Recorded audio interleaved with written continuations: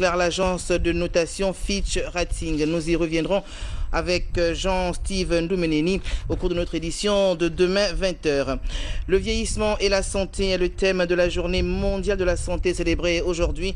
L'occasion pour nos reporters Richard Moubiwa et Léa Bifan de jeter un regard sur les conditions de vie des personnes âgées au centre de gériatrie de Mélène. Au commencement, il y a la naissance, puis à la fin, la vieillesse. Mais pour atteindre cette étape précieuse qui boucle le cycle de la vie, il faut être en bonne santé.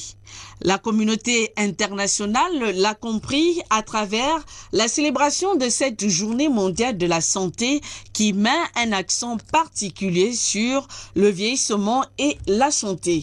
Une personne âgée, pour éviter la grabbatisation et maintenir son autonomie, doit être exercée physiquement et psychologiquement, voire mentalement.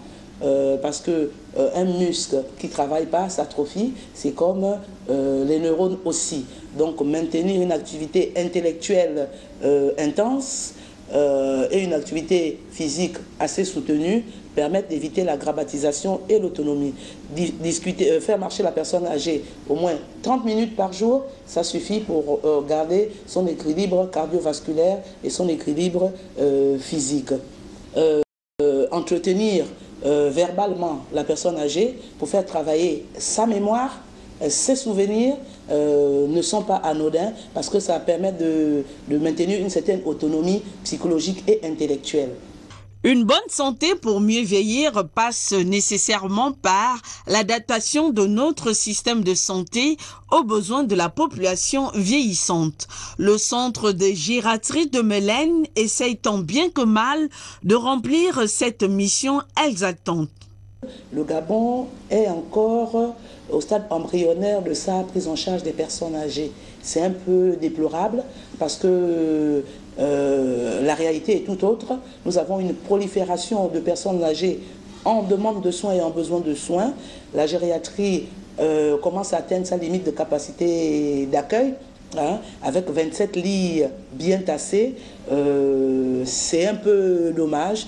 Donc il est grand temps que nous nous mettions tous autour d'une table pour débattre du réel phénomène de société qu'est la prise en charge des personnes âgées. Le Gabon devrait se pencher vers une approche de santé publique globale et intégrée en faveur des personnes âgées.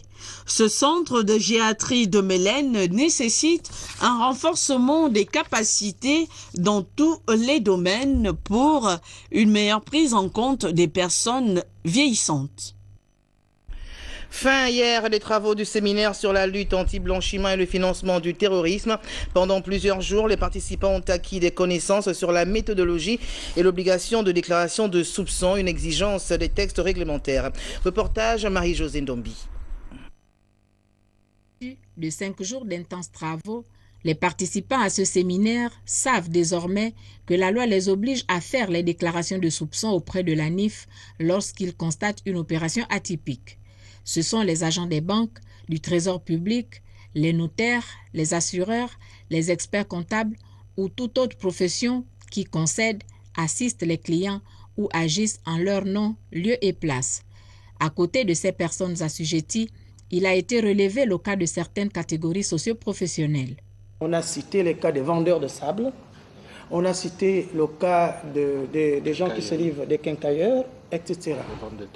Les ventes de terrain, eux aussi, ils sont assujettis, c'est-à-dire ils ont l'obligation de déclarer, de faire la déclaration. Ce qu'il y a lieu également de retenir, c'est que la déclaration peut se faire soit de manière écrite, soit verbale. Si elle est faite de manière verbale, il faudrait tout faire pour qu'il y ait une trace écrite auprès de la NIF. En prenant la parole, le directeur général de l'Agence nationale d'investigation financière a insisté sur la méthodologie et la compétence territoriale. On peut avoir plusieurs correspondants par région, puisque la NIF, c'est une agence nationale, elle n'est pas seulement par cas à Libreville. Donc c'est vrai qu'il y a un problème de compétence. Ce qui est clair, c'est que si celui qui a OIM a ce cas, il va chez le procureur va envoyer ça sur Libreville, à la NIF, donc il n'y aura pas de problème. Maintenant, si on a à toute fin utile un correspondant au niveau d'OIM, c'est bien entendu qu'il va l'envoyer. Mais il faut savoir que ce qui est des non-assujettis doit passer par le procureur de la République. Ça, c'est bien clair. Mais ce qui est des assujettis passe bien sûr par la NIF. Sauf le cas un peu dire exceptionnel des correspondants qui travaillent avec la NIF. Des certificats de participation ont été remis au terme de cette rencontre qui portait sur la lutte anti-blanchiment et le financement du terrorisme. Fin également du séminaire de formation sur la prévention et la lutte contre la corruption dans les administrations publiques. Un reportage de Pélagie Mbui et d'Yvette Okosa. 48 heures durant, les agents de douane, des impôts et des marchés publics ont acquis des outils de prévention et de lutte contre la corruption dans les administrations publiques, des connaissances qui doivent être mises en pratique dans leurs différentes administrations. Avez-vous pris conscience de ce fléau en tant que frein au développement et notamment pour un État tendant vers l'émergence? Les 3 administrations que vous avez choisies n'induisent en aucun cas des présomptions de corruption en leur rencontre. Mais en raison de leur particularité de recouvreur des recettes de l'État et de maillons importants dans la passation des marchés publics, ces administrations sont parmi les plus exposées au risque de corruption. Aussi, une amélioration de la gestion dans ces secteurs d'activité en prévenant et luttant contre la corruption contribuerait à rehausser un peu plus la croissance économique qui demeure un indicateur fiable d'un État émergent et d'un État tout court. Ces échanges fructueux ont suscité et renforcé la prise de conscience des séminaristes que la corruption est un frein à la politique de l'émergence et finalement un obstacle au développement d'un pays. En matière de lutte contre la corruption, il y a des mécanismes à mettre en place. Et ce sont ces mécanismes-là qui ont été enseignés de façon primaire, je peux dire. Je me réjouis d'avoir participé à ce séminaire parce que j'ai beaucoup appris. Ce séminaire est arrivé à bon moment, c'est-à-dire c'est bien tombé.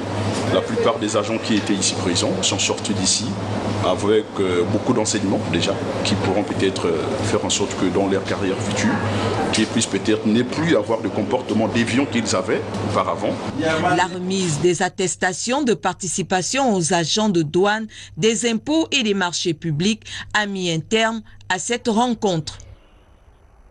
Sécurité routière, après 35 ans d'existence, la signalisation verticale, encore appelée portique et portance, vient de subir une cure de jouvence, une action réalisée par une PME gabonaise. C'est ce que nous rapportent Biaougou Mikala et Marlise Mengue. En matière de sécurité routière, la signalisation occupe une place capitale dans la régulation de la circulation et la sécurité des usagers. À preuve, le directeur général de la sécurité routière multiplie les sorties sur le terrain pour les réceptionner. Aujourd'hui, il était question des portiques et des potences, situés aux affaires étrangères, à Super-Gros et à la présidence de la République. Qu'entend-on par portique et potence? On peut parler de la signalisation verticale, parce que nous parlons de portiques et potences, sur lesquels sont fixés les panneaux directionnels aériens. Rappelez-vous pour mémoire que ces infrastructures ont été installées au Gabon pour la première fois en 1977 lors de la conférence de l'OUA. Ça fait 35 ans aujourd'hui. Donc nous avons pensé et jugé, vu la vastité de ces ouvrages, qu'il fallait donc donner un coup d'entretien avant la CAN 2012. Ces signalisations verticales ont été réalisées par une petite et moyenne entreprise gabonaise. Ces panneaux sont de classe 2, donc c'est ce qui se fait le mieux à l'heure actuelle dans les panneaux de signalisation. Il faut dire que ces panneaux-là ont la particularité, sont rétro-réfléchissants, c'est-à-dire que les usagers, pendant leur circulation la nuit, ils ont les informations sur ces panneaux. Donc c'est ce à quoi notre entreprise a eu à réaliser comme travaux. L'ensemble de ces opérations, qui ont coûté des millions, ont été financées par l'OFER, Fonds d'entretien routier deuxième génération. 18e anniversaire du club Privilège Gabon. La cérémonie a été marquée par 2 ateliers de formation sur l'organisation et la communication administrative. Le point avec Joyce Lorna Awangi et Thierry Mondaka. Moi, je Ce 18e anniversaire célébré sous le thème « Quel assistant pour quel manager » était le lieu pour les membres du club privilège de mettre à jour leurs connaissances sur les techniques d'organisation et de communication au sein d'une administration. Pour les conférenciers, la secrétaire qui est au centre de l'administration doit surtout pratiquer l'adaptabilité. La secrétaire, dans sa vie professionnelle, rencontre plusieurs patrons et chaque patron a sa façon de faire. Donc, il appartient à la secrétaire et à elle seule de s'adapter au patron. Et comme ça, il pourra réussir sa carrière. Et en mettant en exergue son professionnalisme. Les secrétaires n'ont pas à avoir peur de la tenue d'un conseil d'administration parce qu'ils ont pour rôle essentiel de regrouper les dossiers des conseils d'administration. Il faudrait donc qu'ils aient des aptitudes de pouvoir constituer dossier par dossier, confectionné, apporté par l'assistante sur approbation de son directeur. Pour ces secrétaires qui participent une fois encore à ces ateliers et celles qui viennent du Cameroun, c'était surtout le lieu d'apprendre davantage sur leur métier. C'est un apport technique, ce sont des astuces, des énoncés de tactiques, d'aptitudes professionnelles que nous avons recueillis ce matin, que nous sommes tenus de mettre en pratique dans le cadre de nos entreprises ou nos administrations publiques. Les différents thèmes abordés sont intéressants parce qu'ils nous interpellent dans la vie des secrétaires de tous les jours. Il est surtout l'heure pour ces femmes de s'armer de courage afin de prendre la relève, comme le souligne ici Okom-Esson Marie-Yvonne, présidente du club privilège. Cela fait 18 ans que nous sommes en train de travailler pour la valorisation du métier, mais il faudrait que les consoeurs aussi, celles qui sortent de l'école, celles qui sont en activité, puissent venir nous soutenir et prendre la relève plus tard. Le club privilège désormais s'ouvre à l'extérieur avec ses différents partenariats et cette fois-ci en ligne sur son site web en tapant www.club-assistant.ga. Le réseau des femmes élues locales d'Afrique s'est réuni récemment en Mauritanie. Les détails avec Régis Meunier-Mendong. Femmes élues locales d'Afrique et l'organisme international Cités et gouvernements locaux unis d'Afrique, CGLUA, viennent de se réunir à Tefra Xeina en Mauritanie pour y installer le démembrement local, mieux l'antenne de cet organisme international. Le Gabon, notre pays, y était représenté par Madame Odette Mouyayoun-Dimbert, 5e maire adjointe de la commune de Libreville et 3e vice-présidente du REFELA, le réseau des femmes élues locales relevant des pays des 5 régions africaines qui a pour mission de promouvoir la femme, accroître son influence, son leadership à travers le monde en général et en Afrique en particulier. Il est incontestable que le talent des femmes demeure malheureusement sous-estimé et sous-utilisé alors qu'elles sont à même d'occuper une place de choix dans le processus de prise de décision ayant des incidences sur leur vie et celle de toute la communauté. La réunion du CGLUA à Tefra Xeina en Mauritanie à laquelle vient de prendre part Madame Odette Mouyayoun-Dimbert s'inscrit dans la perspective du positionnement du rôle de la commission femmes CGLUA en connexion avec ONU Femmes en proposant dans sa feuille de route un axe stratégique consacré à la promotion du leadership et la représentativité des femmes dans les politiques locales et dans le processus de décentralisation et de bonne gouvernance.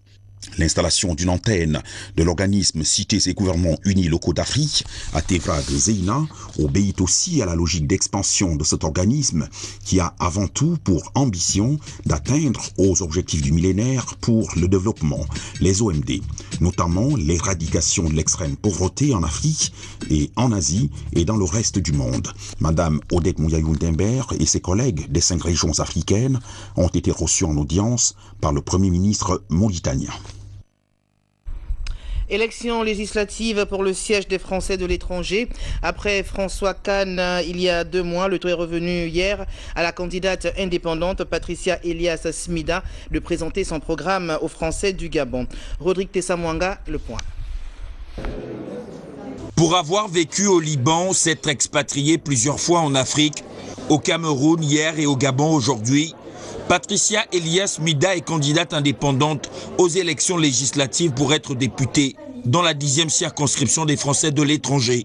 Ça fait 14 ans que je vis en Afrique, je connais nos intérêts, je connais nos besoins et j'ai à cœur de défendre nos droits. C'est pour cela que je me représente. La législation en France exige, pour être un député qui représente les Français de France, que ce député habite la circonscription.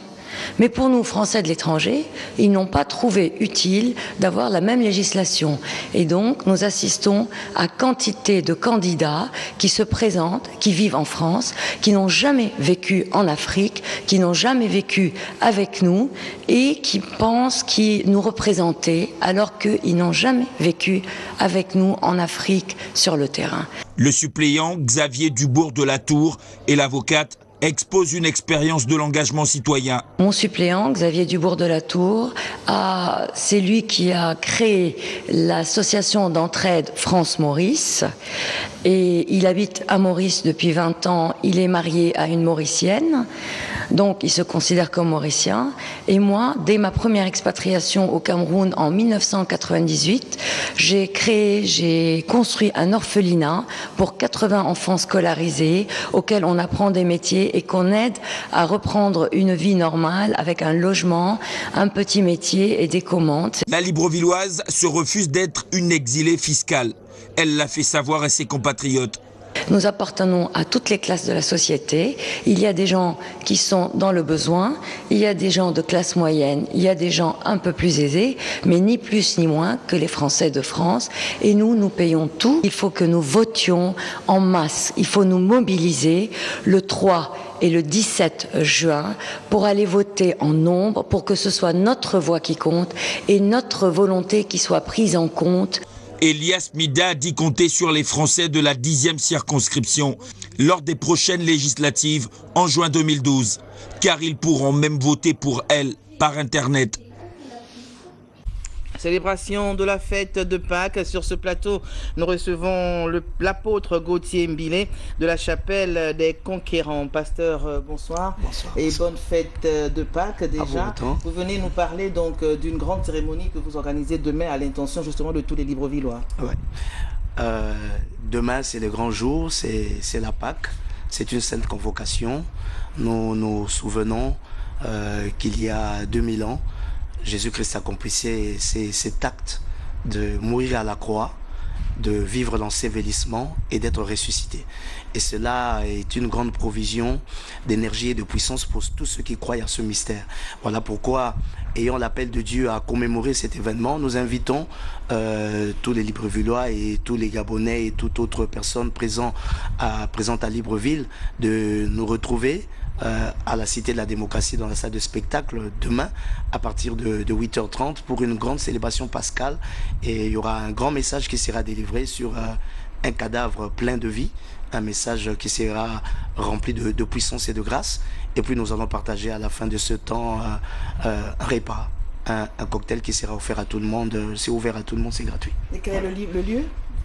À la Cité de la Démocratie, dans la grande salle de spectacle, à partir de 8h30. Est-ce qu'il y a des bus de liaison par rapport à l'entrée de la démocratie? Exactement, nous avons prévu toujours à joindre l'utile à l'agréable, et donc il y a des bus qui prendront les gens à l'entrée, à la porte, pour les amener jusqu'à la salle et pour la sortie aussi. D'accord. Donc c'est un message qui ne s'adresse pas uniquement aux fidèles de la chapelle des Conquérants? Pas du tout, c'est à tous les chrétiens et même à tous ceux qui croient au message de Christ et au message spirituel, à ceux qui veulent expérimenter aussi la grâce de Dieu. C'est ouvert à tout le monde et tout le monde est le bienvenu. Merci pasteur et encore bonne fête et à demain. Merci à vous. Dans le cadre toujours donc de la célébration de la Pâque, nous allons recevoir un autre chrétien. Il s'agit cette fois d'un artiste, Shane Brydon. C'est un artiste américain d'origine gabonaise qui est en concert donc ce soir au Como à partir de 21h dans le cadre de la grande nuit de Pâques. Alors Shane Brydon, Mbolo? Mbolo, bonjour. Ça va? Quel effet ça te fait de revenir au Gabon? Ça fait toujours plaisir. Dans ton pays natal. Ça fait toujours plaisir de rentrer au Gabon parce que j'ai ma famille ici. Et donc le Gabon me manque aussi. Et pour moi c'est une grande joie d'être là. Ça fait combien de temps que vous vivez aux États-Unis? Ça va faire 2 ans. 2 ans. 2 ans aujourd'hui. J'étais en France aussi avant. Donc les États-Unis c'est vraiment très très nouveau. Ça se passe bien? Ça se passe très bien, voilà pourquoi je suis ici. D'accord. Est-ce que nous pouvons savoir quels sont les artistes que vous côtoyez là-bas, du moins les artistes de renom? D'accord. Britney, Britney, qui est une artiste avec qui j'ai travaillé, donc pour un hommage à mon meilleur ami Makonja. Il y a Playboy, qui est produit par Akon. Donc les États-Unis, c'est un grand pays et vous savez qu'il y a pas mal de stars dans différents coins. D'accord. Alors donc vous êtes donc là dans le cadre de la grande nuit de Pâques, donc ce soir au Como à partir de 21h, donc dans à peu près 30 minutes, donc on va essayer de faire un peu vite. Alors qu'est-ce que vous avez réservé à ces jeunes qui viendront nombreux vous voir? Voilà, je dis à tous les jeunes que je suis bien là, je suis à Libreville. Le concert est à 21h, le show de Sean Bryden est unique. Je suis assez modeste parce que je crois en Dieu, mais ce qui va se passer aujourd'hui n'a jamais eu lieu au Gabon. Mais voilà, je crois que le message il est clair, hein, pour cette nuit donc de Pâques. Ce sera une soirée grande en couleur. Unique, ouais. Unique. Mais voilà, donc pour le droit d'entrée, mesdames et messieurs, donc VIP 5 000 francs CFA et place populaire à 3 000 francs CFA. En tout cas, je pense que la présence de l'artiste vaut le déplacement du Como dans moins de 30 minutes. Faites vite parce que les places, on me fait savoir que ça commence déjà à être très plein là-bas. Pour la suite de ce journal, 44e anniversaire du Parti démocratique gabonais dans la commune d'Ovendo, la cérémonie s'est déroulée sous fond de sensibilisation et d'éducation. Yves Ono, Marlis Mengue, Le Point. Emmanuel Nzebe-Kale, le secrétaire général adjoint du PDG, vient prendre part à la célébration en différé de l'anniversaire du parti à Ovendo. À cet événement prennent part tous les hiérarques et représentants du parti majoritaire dans cette localité. Au nom des militantes et militants en cadre du parti de la commune d'Ovendo, pour vous souhaiter à tous la plus cordiale des bienvenues. La célébration de ce 44e anniversaire s'est faite sous fond de sensibilisation et d'éducation. Dodo Bungenza, le conférencier, a édifié l'assistance sur comment consolider et améliorer l'action du parti dans une circonscription politique comme Ovendo. Puis, s'en est suivi une série de questions-réponses et échanges directs sur le thème abordé. À la fin de la cérémonie, le secrétaire général adjoint du Parti démocratique gabonais, Emmanuel Nzebe-Kale, a invité tous ses camarades à rester unis et solidaires autour des idéaux défendus par la hiérarchie du parti. Cette unité, nous devons la maintenir. C'est le gage de nos succès électoraux. Et ici au Ovendo, vous suivez mon regard. Les rangs du PDG doivent rester soudés pour qu'aux prochaines élections locales, le PDG aille en rang serré. Les rangs serrés doivent se constater tout au long du processus. En somme, à Ovendo, cette fête en différé a été vécue avec faste et allégresse. À l'instar donc des autres localités du pays, le district de Mukalaba d'Uvungu dans la Nyanga a également célébré le 44e anniversaire du PDG, cette fois sous le signe de l'unité. Jean-Augustin Zingui. C'est dans une ambiance entretenue par les groupes socioculturels que les membres et sympathisants du Parti démocratique gabonais ont célébré le 44e anniversaire de leur parti à Ndingilila, dans le district de Mukalaba d'Uvungu. Plusieurs interventions ponctuent cet événement, entre autres les mots du représentant des jeunes, du membre du Conseil national du PDG, de l'honorable député, puis celle du ministre délégué à l'Intérieur Aimé Popanzouti Mouyama, présentée en même temps aux populations de cette localité. En langue vernaculaire comme en français, et tout en expliquant le travail fourni par le chef de l'État, tous ont livré le même message, celui de l'unité pour les fils et filles du district de Ndingilila, afin de rester fidèles aux idéaux du Parti démocratique gabonais. C'est la première fois dans l'histoire de notre siège qu'il y ait 3 candidats maximum, 3 candidats, dont un seul du PDG, autour duquel étaient tous les cadres, tous les notables des villages. C'est le message de l'unité parce que je me dis, ça ne sert à rien de nous diviser, ça ne sert à rien de nous entretuer. Nous sommes dans un monde matériel et notre passage de grâce, nous ne pouvons le marquer que si nous sommes unis. Et je suis sûr que les populations ont compris ce message. Il faut l'unité pour avoir la force. qu'il faut l'unité pour avoir les moyens de travailler. Parce que si chacun travaille de son côté, si chacun réfléchit de son côté, nous ne pouvons pas avoir des idées convergentes vers le même but. Cette célébration du 44e anniversaire du Parti démocratique gabonais à Ndingilila s'est achevée par une rencontre de football qui a opposé les vieux poumons aux jeunes de la localité. Score final 0 but partout. Rendez-vous est donc pris pour l'année prochaine.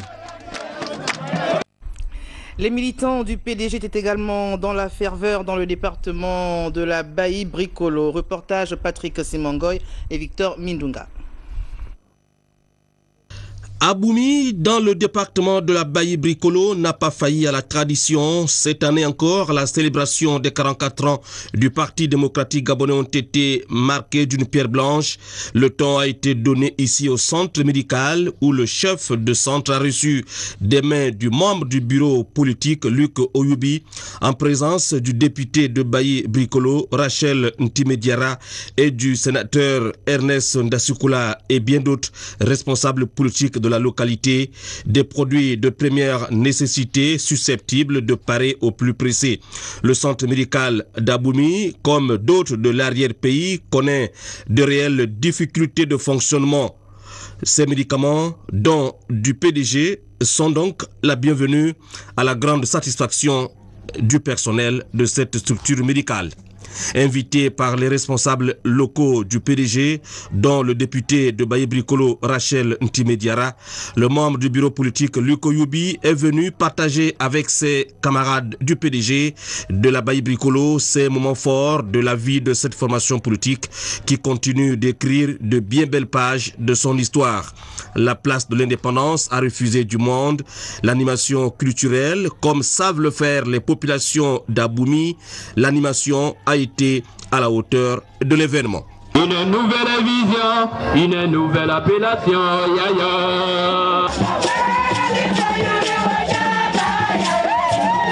Une minute de silence en mémoire du regretté Omar Bongo Ondimba, président fondateur du PDG, grand homme d'État au destin exceptionnel, a précédé l'hymne du parti et les différentes allocutions. Après les victoires lors de la présidentielle de 2009 et des législatives du 17 décembre 2011, Aboumi appelle à plus d'humilité afin de mieux positiver l'avenir et donc réguler la marche du parti. Nous devons être unis pour construire un harmonieux département qui fait partie des wagons devant s'atteler à la locomotive de l'émergence. Cette locomotive qui a pour conducteur le distingué camarade Ali Bongo Ondimba, avec lui le gouvernement de la République comme mécanicien et le Parti démocratique gabonais comme contrôleur pour la réussite de ce grand projet, l'avenir en confiance. Nous n'allons pas nous asseoir sur nos lauriers parce que nous avons vaincu il y a quelque temps. Il y a l'avenir.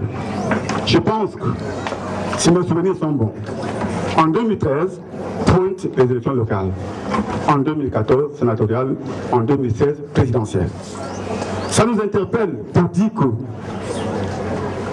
à chaque élection que je viens de citer là, nous devons encore nous mobiliser davantage. Aboumi, comme on le voit, a fait carton plein, confirmant ainsi sa place de bastion du PDG dans cette partie de la province du Haut-Ogooué. Les militants, sympathisants, parlementaires, élus locaux, cadres du parti réunis autour de Rachel Ntimediara, députée de la localité, reste mobilisé dans la perspective des échéances à venir. Rendez-vous a été pris pour 2013. Dans le département justement des Plateaux, les militants ont également célébré cette fête sous le signe de l'unité et de la responsabilité. Nous y reviendrons. En marge donc des festivités marquant le 40e anniversaire du Parti démocratique gabonais dans la capitale Ojivine, le député du premier siège du département de Livindo s'est rendu au chevet des personnes du troisième âge dont les conditions de vie sont les plus précaires. Nous y reviendrons. C'est la fin de ce journal. Excellente soirée à tous. Au prochain rendez-vous de l'information sur la une demain 9h30 et 13h. Pélagie Mboui, bonne fête de Pâques et à demain 20h. Bonsoir.